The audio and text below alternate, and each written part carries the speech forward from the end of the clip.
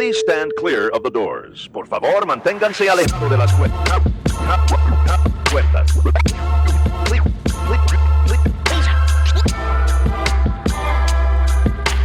Please stand clear of the doors. Por favor, manténganse alejados. Because this here's the wildest ride in the wilderness. Hello, everyone. I'm Alicia. And I'm Nathan. Welcome to episode 225 of Adventures and Mousecapades. We are back from our trip to Anaheim, and we had an absolutely great time at Disneyland. We took it slow this time since I'm still recovering from my knee replacement, and Alicia, well, this was her first big parks trip since her big surgery last summer. So, did that dampen the experience? Absolutely not. What it did mean was that rather than the attractions, the main highlights of this trip were more delectable in nature. So this week we are focusing on our culinary journey around Disneyland. Now, fair warning, please make sure you have already eaten before you listen to this episode. It's all about food. It's all about food. One of the biggest highlights of the week was our dinner at the newly remodeled Napa Rose. This premier signature dining restaurant at Disneyland Resort reopened February 6th after being closed for a remodel for nearly a year. Mm-hmm. It's open from 5:30 to 9 p.m. nightly for dinner in their main dining room and a chef's counter overlooking a stunning show kitchen. Mm-hmm. The remodel added an outdoor terrace and revamped the lounge to include more seating and its own kitchen counter experience overlooking the pastry area. As its name suggests, Napa Rose highlights the beauty and bounty of California in both its decor and its menu.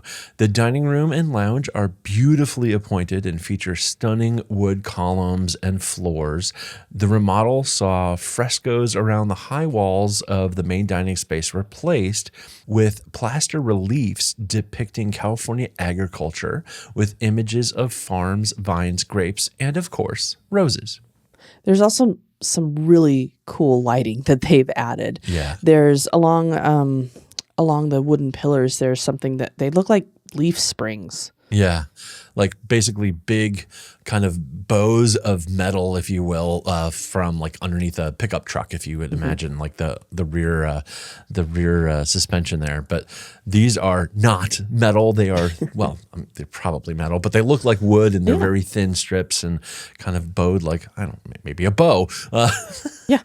It's really quite stunning. And they actually have some of them that are used hanging, so they're horizontal instead of vertical on the columns, and they're like double-sided. It looks really, really, really cool. It looks really neat. And then that center chandelier that they redid is just amazing. It looks like a grapevine with the grapes coming down as the lights. Yeah, and the lights are just kind of like this, I don't know, it almost evokes kind of like a sparkling wine, like or a champagne kind of effect like we've seen on some of the Disney ships. Like an enchanté. An enchanté, exactly, yeah. It was very neat. That's what I thought it was at first, actually, was champagne until he mentioned, until our waiter mentioned the grapevine. I didn't even see that part of it. Oh, yeah. Well, you got to remember, it's not champagne because this is California, not France. And so it's sparkling lighting. Bubbles. Fine. Well, the core layout of the restaurant largely remains unchanged. The seating does feel somewhat more private, though you're definitely not isolated from the other booths and tables. The color palette is slightly lighter than the darker wood tones we remember before the remodel, but it's been a couple years, so that just may be our own poor memory shining through. Pun intended. That said, the stunning show kitchen and its featured vent hood remains intact. That's right. The vent hood for the kitchen itself is absolutely amazing and is kind of breathtaking in its scale and beauty. And if that's any indication of how much thought and care went into the kitchen, and in turn your dinner, you're not going to be disappointed by Napa Rose. As you might expect from what we have just described, reservations are highly recommended for Napa Rose's chef counter, main dining room, and the outdoor terrace. All reservations are made online via Disneyland's website or app at the 60-day mark, especially if you're going to go for the chef's counter. Make sure that you set an alarm and don't miss out. The lounge does welcome walk-ins for its a la carte menu, and that is subject to availability. Indeed. So it is first come, first serve. Good luck at the lounge. Well, I guess for everything, it's first come, first serve, either for a reservation or at the lounge. You have to be there. Now, according to Disney's website, quote, dinner at Napa Rose is an elegant yet relaxed dining experience. Guests are requested to dress in smart, casual attire. This restaurant maintains an environment that complements the fine dining it offers. Thank you for helping to uphold Napa Rose's standard of excellence by wearing an outfit for your dinner that respects its sophisticated and upscale aesthetic. Well, at our 6 p.m. dinner reservation, we noted a lot of families, and clearly the kids were not in business casual after a long day in the parks. The adults that we saw were in everything from T-shirts to polos and a nice pair of jeans, and jackets and slacks. If there's one thing that might detract from the elegant setting and what will surely be Michelin star contending food, it may be the wide range of attire from the patrons. Victoria and Albert's, this is not. But then again, this is West Coast, and we're a lot more relaxed out here. Indeed, indeed. So there wasn't like flip-flops and pool stuff going on, but it just, it all... The T-shirts kind of detracted from me. Like, really? And some people had like, Disney Parks hoodies and stuff like that. And it was just like, it took me out of a fine dining experience. And it was interesting. It was really odd. I wonder if they adjust that over time to say, look, if you're going to be the main dining or at the chef's table, then there's one level of expectations. If you want to go to the lounge or maybe sit at the outdoor terrace, which is heated and it is covered and all the rest of that stuff, then there's a different set of attire expectations. That might be a change that I would suggest. But then again, I'm sure there's going to be lots of people in the Disney community who are going to tell me I'm wrong and stop gatekeeping. And, if I want to wear a T-shirt, I'm going to wear a T-shirt, and that shouldn't affect you. I don't know. I with signature dining though. Yeah. And this to is me, it's the expected to be premier a signature bit. dining spot. Yeah. We should mention this is at the Grand Californian Hotel. Yes. We just said this was at the Disneyland Resort. And yes, it is at the Disneyland Resort.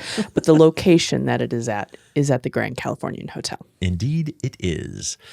All right. With all of that out of the way, let's talk about our dinner. Yes. We enjoyed the main dining room and the 5-course prix fixe menu that runs $188 a person. Now, this is a change from the pre-remodel era, if you will, of Napa Rose, where you could dine a la carte in the main dining room. I'm pretty sure they had a prix fixe menu then as well. You could do either or. I do remember there being a prix fixe menu. Yeah. And I'm pretty sure we did the prix fixe menu. Yeah. But you cannot do a la carte now. It is only the prix fixe menu.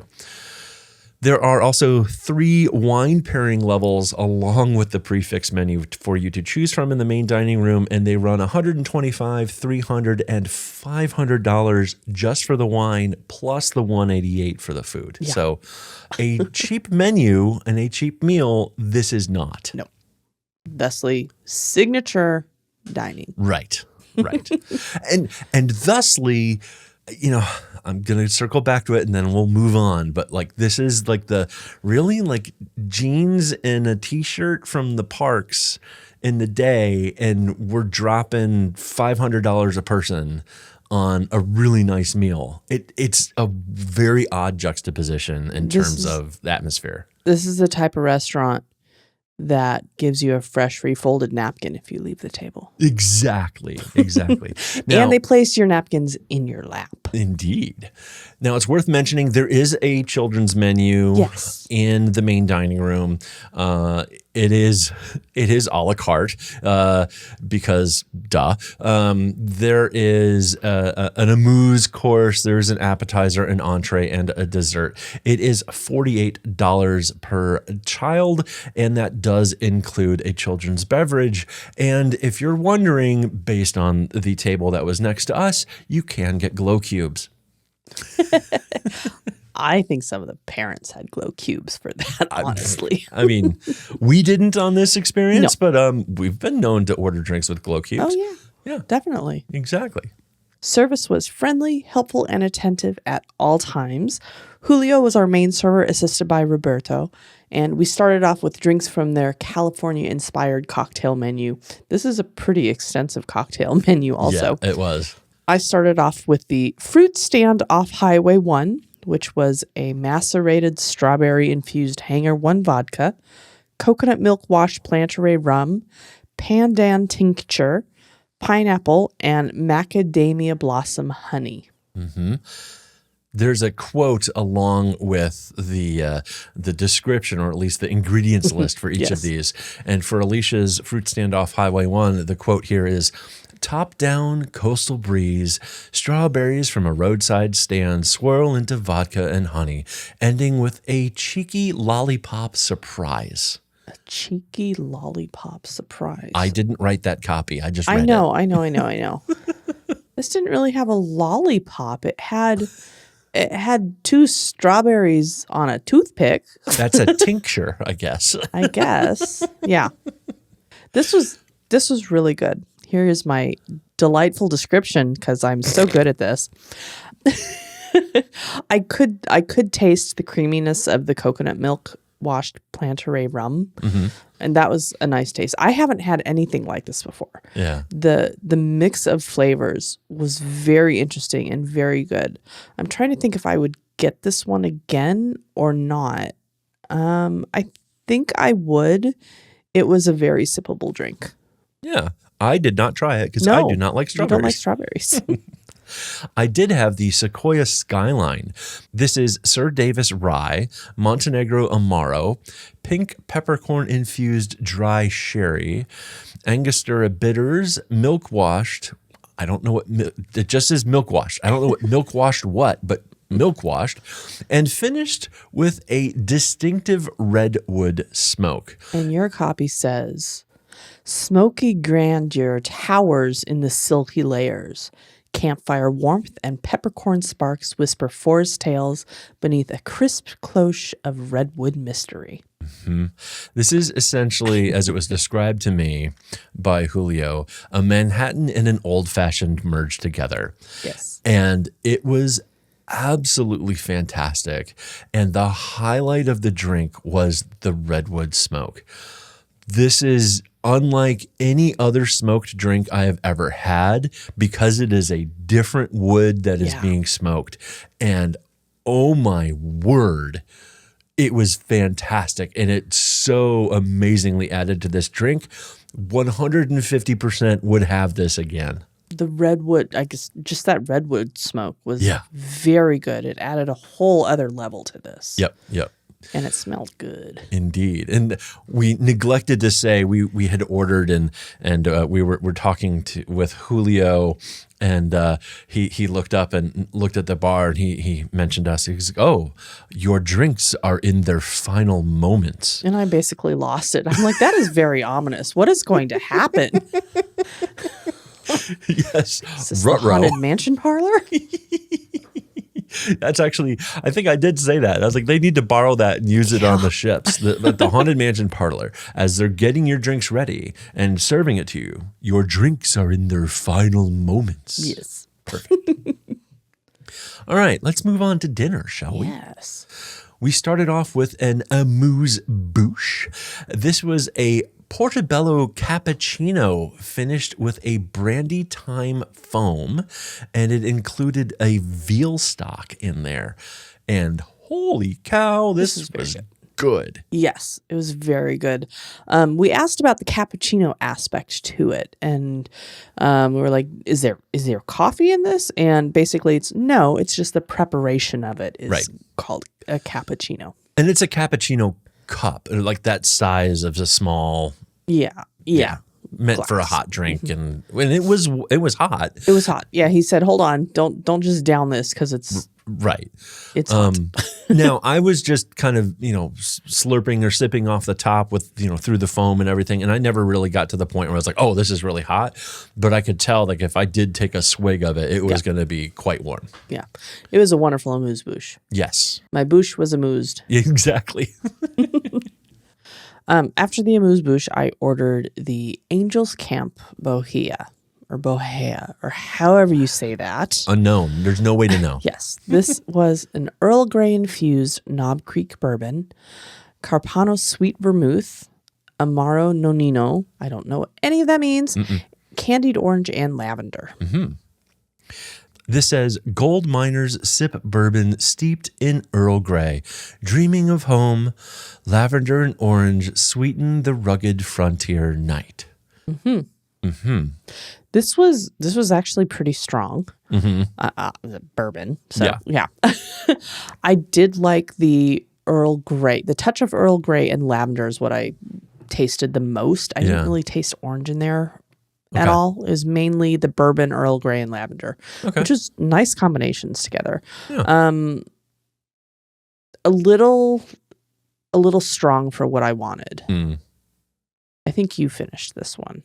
I sipped it. I didn't finish it. Okay. I think we just moved on. We just moved on. Yes. That was my drink for my first course. Yes. Now, did you have a drink with your amuse-bouche, or was that for I had a pairing with my first course, which was a 2015 Dom Perignon champagne, and that was amazing. That was good. I ended up pairing it with both the amuse-bouche and with the first course, which was actually intended for. And I will say it paired well with both, and the flavor profile of the champagne changed slightly with both. It was I love how food does that, and how wine and champagne does that. You, unfortunately, I love you. A food pairing with a drink goes downhill, and you do not like them. Nope. It basically turns to vinegar. Yeah. My wonderful super taster palate, whatever the heck you want to call it. You're just fun. It's fine with cocktails. I don't know. There's just something in the wine that doesn't work. Yeah. Well, let's talk about first course, shall we, Alicia? What did you have? I had the wild blue shrimp with avocado and aguachile. What'd you think? It was delicious. I didn't necessarily taste the shrimp very much. The avocado was very nice, and there was something else in there that it was like crispy. So it started off with a layer of avocado and some beautiful little pearls of something or another on top of it. I think it must have been the shrimp. Then there was kind of a crispy layer and another layer underneath.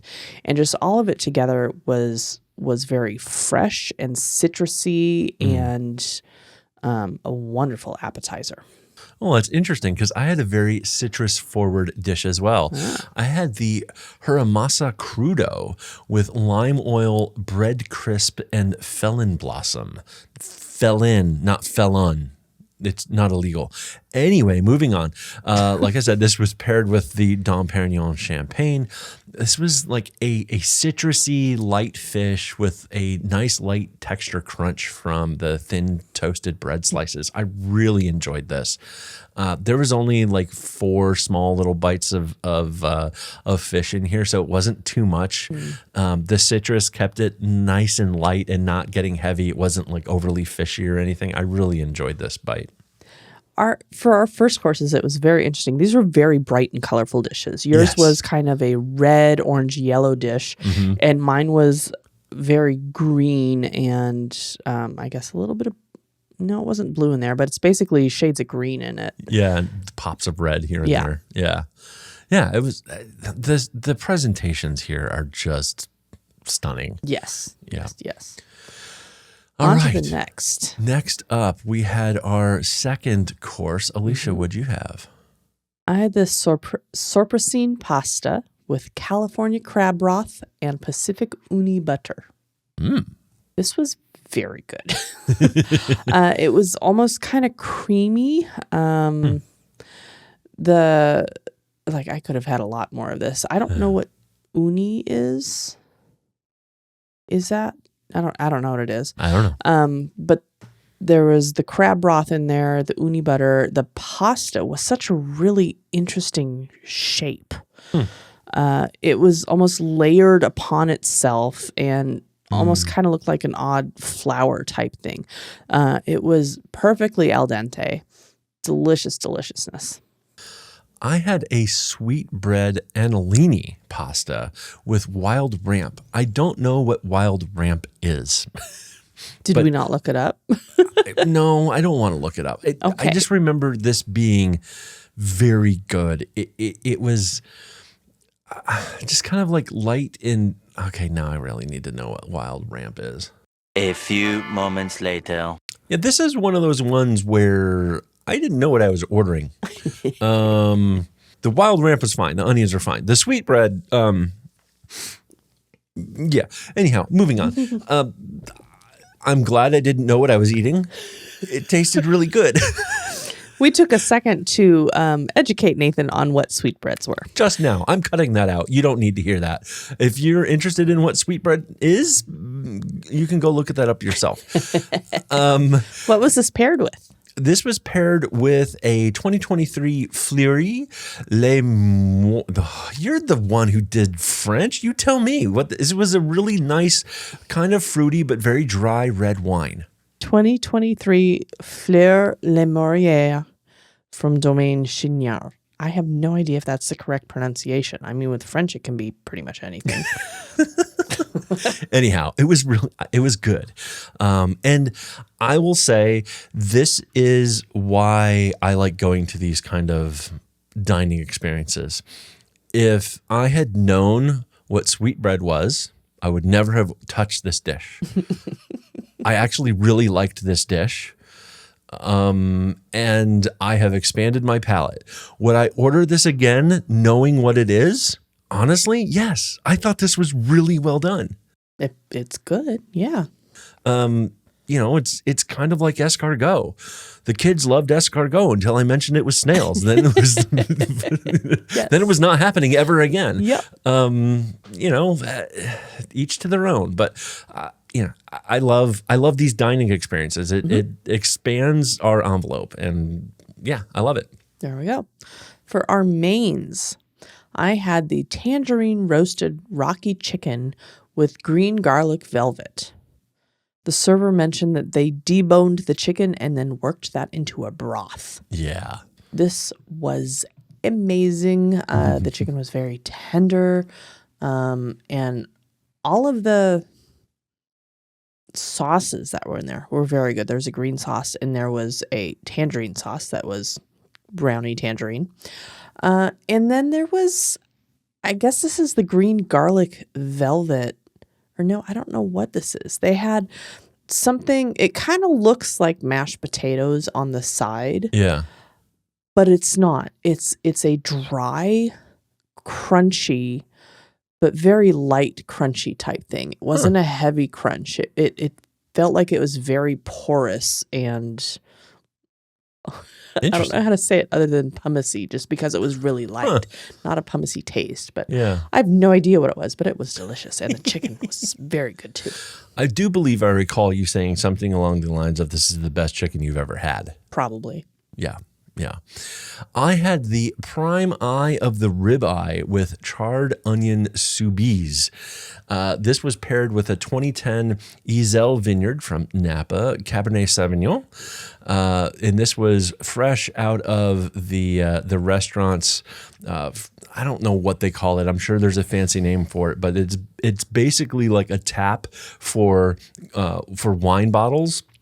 And it uses nitrogen to ensure that no oxygen gets intermingled with the wine to keep it as fresh as possible when you're not actually pouring a whole bottle at a time. And it was an amazing wine. This was absolutely fantastic cut of meat, prepared perfectly well. It also had a charred end on it, burnt end that they threw on the plate as well. The onion was fantastic. This was a great dish. Very well done. And then for dessert, we both had the elevated and reminiscent Valrhona chocolate bar. Mm-hmm. That was the title of it. Mm-hmm. It was. Very weird. Mentions it has a hazelnut praline with it as well. This was really good. I loved what our waiter described it as. Basically said, it's every single candy bar you've ever had all rolled into one. Yep. And yeah, it's pretty much it. It had chocolate, it had peanut butter, it had some nutty stuff in there, caramel, like it was fantastic. And mine was paired with a 2011 Chateau Loudriot Premier Cru as a dessert wine. It's an apricot kind of flavor profile. It was absolutely smooth and velvety and lovely, and I enjoyed the heck out of it. Yeah. And I had with my dessert an Ojai Campfire, which was a cacao-infused Hanger 1 vodka, Tempest Frugit creme de cacao, and graham cracker toasted marshmallow foam. It's not foam. What is this? Espuma? It's an espuma. I've never heard that word before. It is a very thick foam. It's a very thick foam, like extremely thick. Like I had to move the ice cubes out of the way so I could get to the drink. It's almost like the marshmallow reconstituted itself. Yeah. And the copy that goes with this says, stars above, flames below. Smoky cacao vodka and marshmallow espuma conjure s'mores magic in a glass. That's a bit of a tongue twister there. This was amazing and very delicious and dangerous. Yeah. It really tasted like a s'more in a glass. I had a sip. It was fantastic. And then I had to spend a moment trying to get marshmallow out of my mustache. Yeah. Now, I did put the chef to the grilled cheese challenge. We wanted to see what the kids menu had on offer, just so we knew, and took a picture of it. And then I happened to notice they had a grilled cheese, and I said, well, I might need to sample the grilled cheese. And I am so glad I did. This was top 2 all-time best grilled cheese sandwiches I have ever had. It was very small, 2 small little triangle wedges, maybe like half of a sandwich. And just, it was toasted to perfection. And I mean that literally. It was soaked in butter and then literally toasted to perfection. I don't think I understood what toasted to perfection could mean until I had a bite of this, and this is exactly what that was. Now, this is number 2 because it will just need to fall in line behind the grilled cheese that we had at Jico at Animal Kingdom Lodge, because that was also grilled very well, not as well as this, but it had 3 different cheeses in it, and it had more of a bite and a kick on it in that flavor profile, and that was fantastic. But the one at Jico, I will say, was also spur of the moment creation. The one here was on menu. Yeah. If this is what their kids menu is doing, bravo. This is the nicest meal your kids will have ever had. Just, it is fantastic. Yeah. Anyway. Lastly, we wanted to touch on the chef's counter. This is a different menu from the main dining room or the outdoor terrace, and it features a 9 or 10 course prix fixe menu. We had some friends that had reservations at Napa Rose the night after us, and they were able to take advantage of a late chef's counter cancellation to upgrade to that elevated experience. Since we weren't there, we can't speak to the details, but from what we heard in our quick debrief over drinks the following evening, it made us instantly put returning to Napa Rose to try the chef's counter high on our must-do list next time we have the opportunity. Yes. And it is a price fixed menu, but I don't know if you see the menu ahead of time. I think they just bring stuff. They just bring food. Here, eat this. And the chef explains what they have made and why. Yep. And it is enjoy. I think they probably, I'm sure they start off with, hey, do you have anything you're allergic to? Yeah. And so they know what not to put on your plate. And other than that, let's go. Exactly. And let's go. Let's go. Let's go. That we got to do that. Anyhow, Napa Rose is highly recommended. It's very good. It is an amazing dining experience. If you have the chance to do it and the means to do it, do. It is a very expensive dinner, especially if you're doing a wine pairing. Yes. Nathan did the mid-range wine pairing. I did not do a wine pairing. I did a couple of cocktails, but still very expensive. It was absolutely amazing, delicious. It was up there, but this is one of the best meals we've ever had. It is right up there with Remy on the Dream and the Fantasy, the Disney cruise ships. It is what I expect to be coming out of Victoria and Albert's at some time whenever we get to go there. These are quintessential meals. I am very excited to see how Napa Rose does here in the coming year after its reopening. I really do think it could be fighting for a Michelin star. I wonder if the ambiance of the place will be what holds it back. And it's not for lack of trying. Yeah. It's for all the other things that we kind of talked about that are unfortunate detractors in some people's eyes. And that was good. That was Napa Rose. We also had the opportunity to have another fancy dining experience. Indeed. And we had dinner at Le Grand Salon over at Club 33. Indeed. We are blessed to know some folks who can get us a reservation, and we availed ourselves of that. Not going to really go into the Club 33 experience. We'll go over the dinner that we had. And we'll talk, briefly about what we had. But it is an exclusive club. Think of it kind of like as a country club. We have an old episode about Club 33 based on public info that you can look for in our back catalog if you're interested more about Club 33. But we're not going to share intimate details of what we experienced, other than to say that we are so thankful to the folks who helped put that together for us. And Alicia and Sterling and myself just absolutely enjoyed our dinner at Club 33. And Alicia availed herself thoroughly of the merch on our way out the door at the end of the evening. Every time. Every time. Alicia, I don't want to kind of drain the whole menu. Nah. It's a seasonal menu. It rotates. I expect, Napa Rose is a seasonal menu as well. It will rotate. Any highlights from the meal that you want to call out? I had the largest petite filet ever.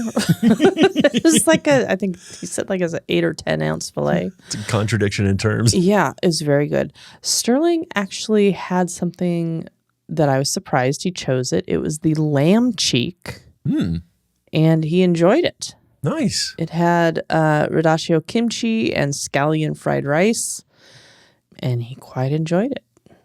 He's got a good palate. He's starting to try. He is trying learning to stuff. do what we Yeah. have learned to do, which is just like, you know what? I should try some stuff because I might find some stuff I like. And I'm sure my mom is yelling at her radio right now going like, yeah, like pumpkin pie at Thanksgiving all those years ago where you refused to eat it until I forced you to have some and then I loved it. Thank you, Mom.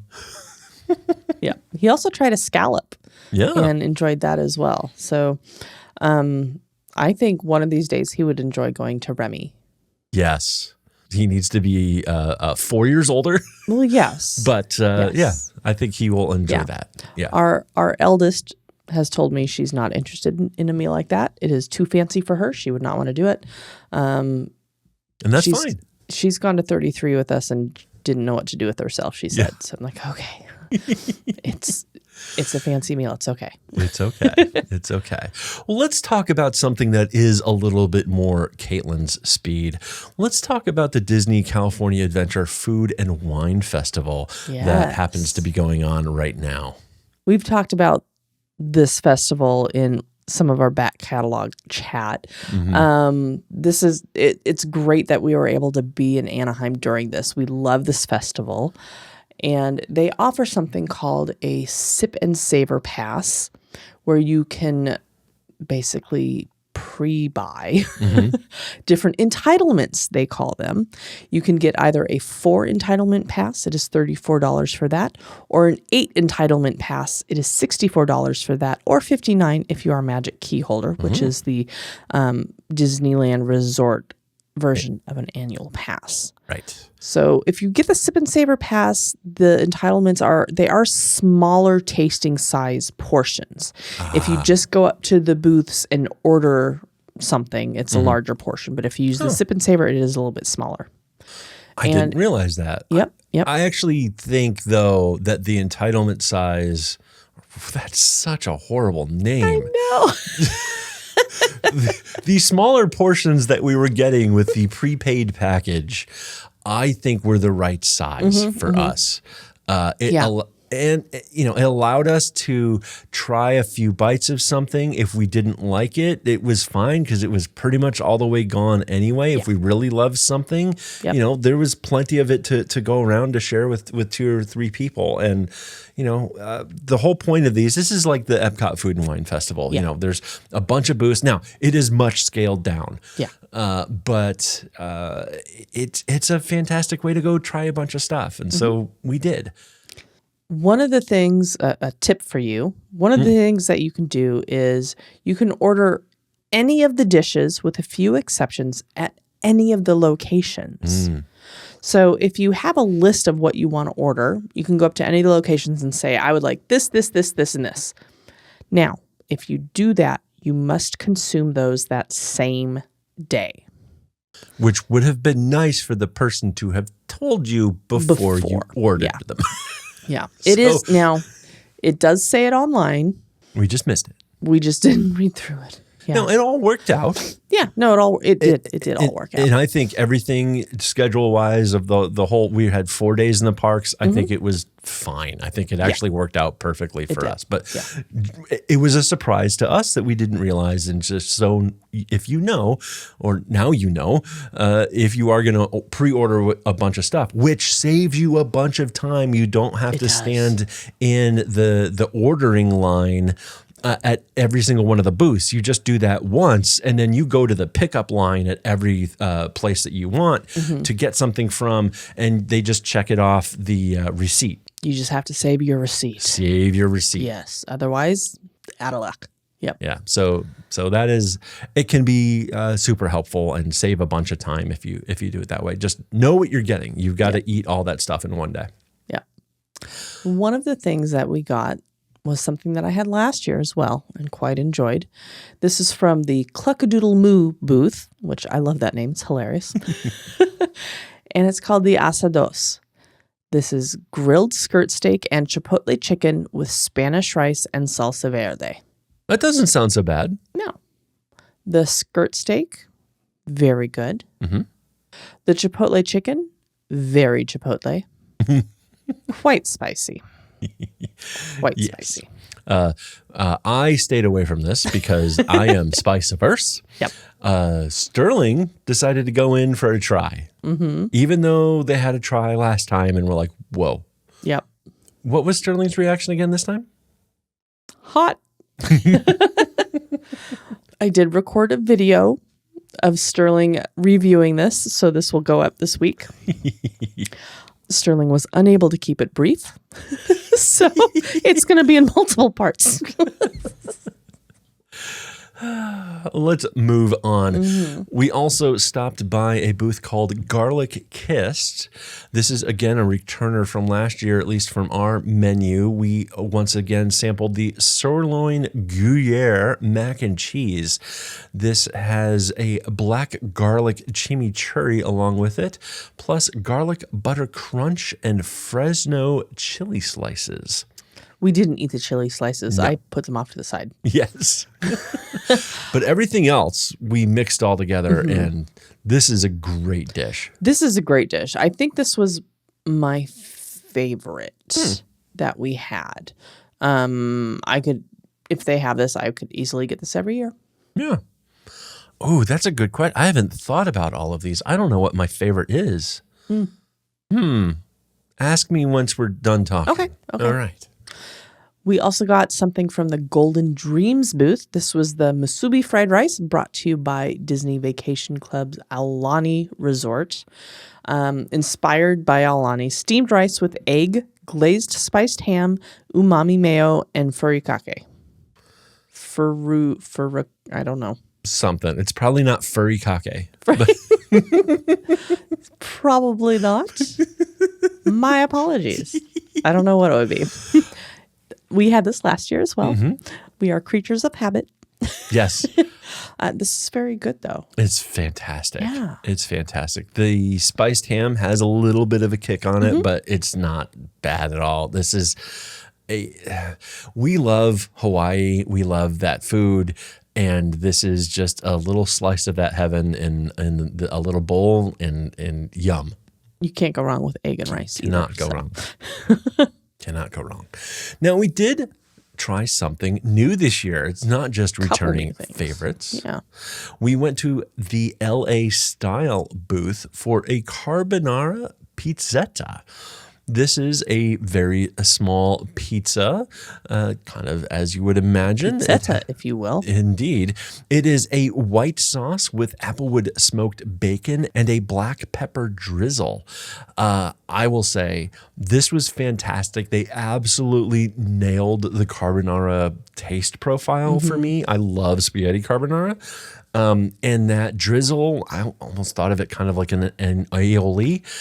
Really had a kick though. Yeah, it's just black pepper, but yeah. I definitely scraped some of that off. I kept some of it on because I enjoyed the profile, but like there was a lot. Well, there wasn't a lot on there, but like it had a lot of kick for a little bit of. It didn't need as much. At least for me, as they had on there. But I really liked this a lot. I only had a bite of this. It was not very warm, and it could have been crispier. I think the pizza could have been crispier, and I would have enjoyed it more. Yep. The taste was okay, but like I said, I needed that to be a little warmer and a crispier pizza, and that would have been spot on. Yep. Agreed. Next, we stopped at the Mercado de Antojos and I had the what is this? Torta ahogada, which is braised pork carnitas and frijoles charros with pickled onion and salsa. Basically, pulled pork bread bowl out of a dinner roll. Yeah. A little spice is a good bite. Actually, I really liked this. Yeah, I did too. Yeah. The beans were kind of hiding under the meat. Yes. Didn't really get to it, but until after we finished the meat. I was like, oh, look, there's beans. There's beans. Yeah, I wished it was a little bit more mixed up and things, but this was really good. This was enjoyed tasty. This. Yeah. Yeah. Next up, we visited the Peppers Caliente. California, Cali. Anyhow, we had a ramen mac and cheese. This is, again, the furikake. See? I mean... The I guess we're going to go with that. Furikake crumble, a fish cake, green onions, and chili crunch. This was an interesting dish. I mean, it's basically noodles. It is a ramen flavored mac and cheese. It's very flavorful, like very, very savory. And I think that's kind of that ramen kick. But at least for me, it was almost too overdone. Like it had an almost salty profile. And it wasn't salty, but it was like that savory taste that like edges towards salt, but not actual salt. It was just too much. And I think we had a couple bites of this one and we're like, we're done. I ate the fish cakes. I did not. No, I knew you wouldn't, so I just ate them. I didn't like the cheese part of this at all. We each had a bite. Sterling wasn't with us. No, I don't think so. Not for this one. I don't know that they would have liked it anyway. And just a couple bites and it was gone. Yeah, and he likes ramen, but I don't think I don't think they would have liked this one. No. And then the last thing I got was from the Lucky Fortune Cookery. And because this was a restaurant and not a booth, I could not pre-order this. Had to go to the restaurant itself to order. This was over in the San Francisco area. And I got the pandan milk tea. I don't know what flavor that is. I've noticed that in something else that we had as well. This was oat milk and toasted coconut with brown sugar tapioca spears, topped with coconut cold foam. This was delicious. I really, really liked it. I don't know what the flavor was. I tasted the coconut and whatever the other thing was. It was a green color. I could definitely taste the coconut and the brown sugar tapioca spears. Very good. I liked this. It was nice and refreshing. And you had a beer. I had a Mexican beer. Yeah. It was very good. I was drinking this. Yeah. All right, I'm going to keep myself honest. What was my favorite? I think I'm going to go with the sirloin gear mac and cheese. It was just a fantastic bite. The musubi fried rice was also excellent. I liked the carbonara pizzetta from a flavor profile perspective, but you're right. I think it needed to be warmer right out of the oven and a little bit more crispy. I think the torta ahogada was actually really good too. Yeah. But it needed to be mixed up a bit. I think just the overall flavor profile of the sirloin and Gruyere mac and cheese. Yeah. It was excellent. Beat most everything out. Yep. So I looked up pandan. Okay. It is the vanilla of Southeast Asia. Oh. Has a unique grassy, sweet, and nutty aroma resembling vanilla, coconut, and almond. There you have it. It was very good. Nice. I mean, obviously, we had a few other things over the 4 days that we were in the park. Yep. A few highlights. Sterling and I were walking over in Pixar Pier, and Sterling noticed the Angry Dog booth and wanted to go get an Angry Dog until I pointed out that was a spicy hot dog. And he said, oh, never mind. And I said, well, if you look at their menu, they do have one other thing on the menu. They have a regular hot dog that is titled the Slightly Annoyed Dog. That was very good. Sterling enjoyed that very much. And I had over at Schmoozies in California Adventure the banana and Nutella infused Mickey waffles. Delicious. The waffles themselves had the batter itself had a banana flavoring to it. Ooh. And then they injected it with Nutella. That's cool. It was very good. And it had a butter or a whipped cream that was banana flavored with it as well. Nice. Alicia, the green milk at Galaxy's Edge on Batu, as we know, Batu West, there in Disneyland, is no more.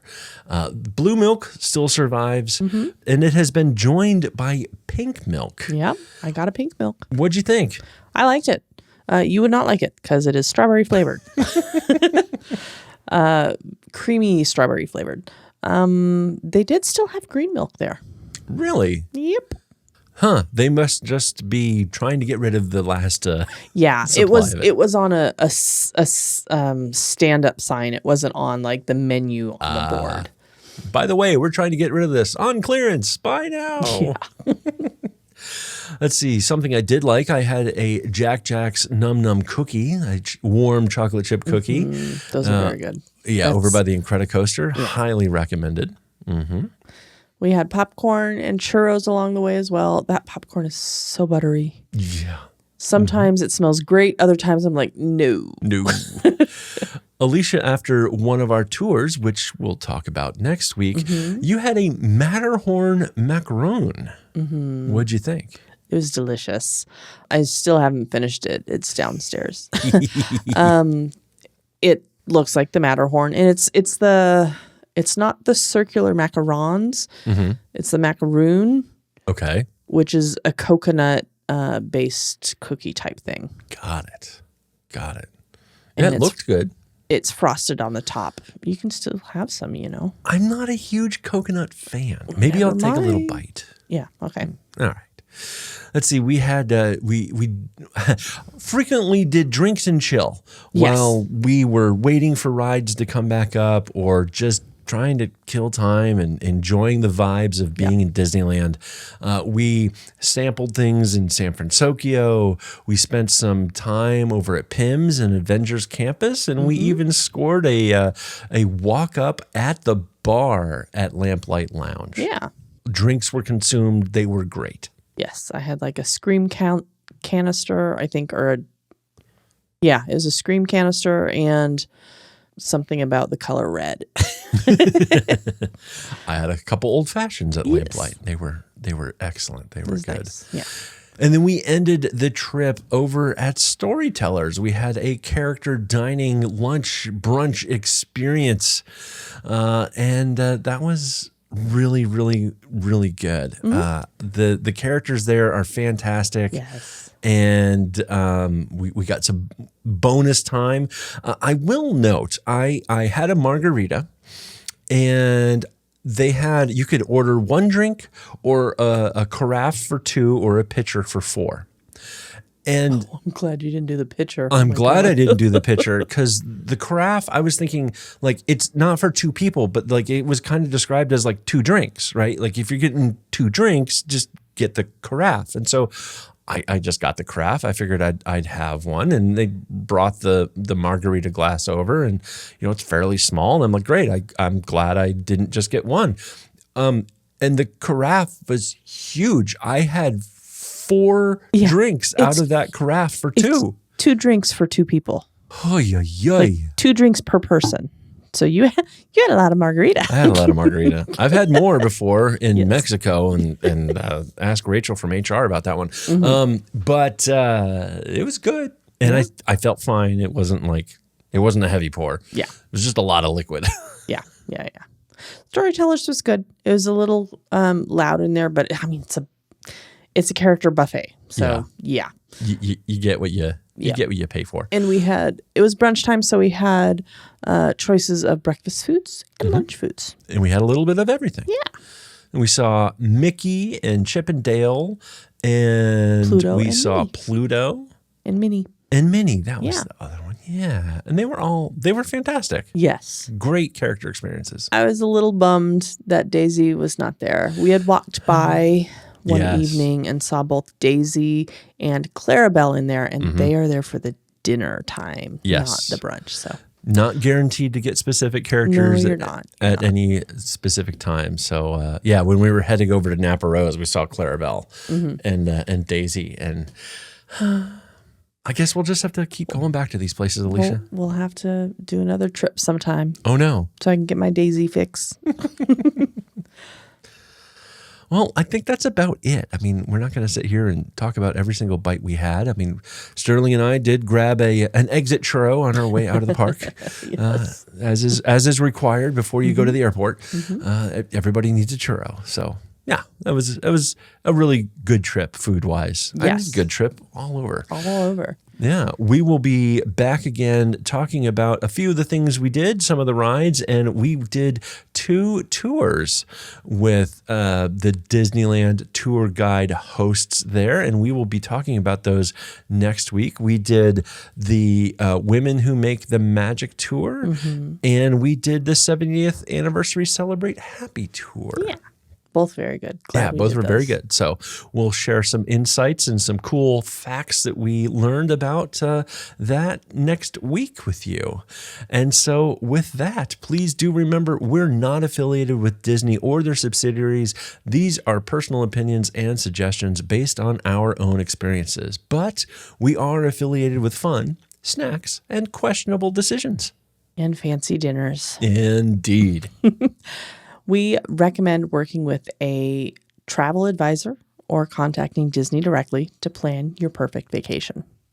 If you have questions or suggestions or would like to be interviewed on our show to share your Disney experiences, please send an email to podcast@ourmousecapades.com. If you enjoyed this episode, please give us a rating and a review. It really helps other Disney fans find us and makes us feel happy. Yeah. You can follow us over at Our Mousecapades on Instagram, Facebook, and Threads, and we're over at Our Mousecapades Pod on YouTube. Please share us with your friends, your family, and that one coworker who still thinks FastPass is a thing. Thank you for listening. We'll be in your ears next week. Thank you for flying Star Tours. Bye-bye.